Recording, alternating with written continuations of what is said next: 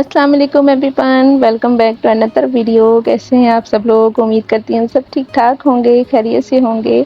आज मेरी बेटी ने पहली बार मेरे हाथ पर मेहंदी लगाई है। अभी इतनी परफेक्ट तो नहीं है, थोड़ी सी टेढ़ी मेढ़ी है, लेकिन इसमें भी इसका प्यार और मेहनत सबसे ज़्यादा खूबसूरत है।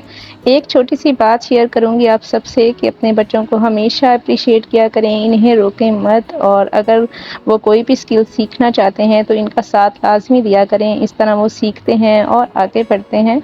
आपने वीडियो को फुल वॉच करना है, और अगर ये डिज़ाइन आपको पसंद आए तो वीडियो को लाइक लाजमी कर दीजिएगा। चैनल को सब्सक्राइब भी कर लें, क्योंकि मैं आपके साथ ऐसे प्यारे प्यारे से डिज़ाइनिंग आइडियाज़ जो है ना वो शेयर करती रहूँगी। इस डिज़ाइन को भी सेव कर लीजिएगा और डे बाय डे देखिएगा कि कैसे प्रैक्टिस से जो है ना वो मेहंदी में परफेक्शन आती है।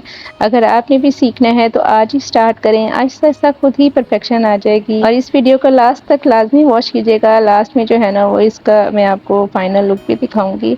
अपना बहुत सारा ख्याल रखिएगा। Take care. अल्लाह हाफिज़।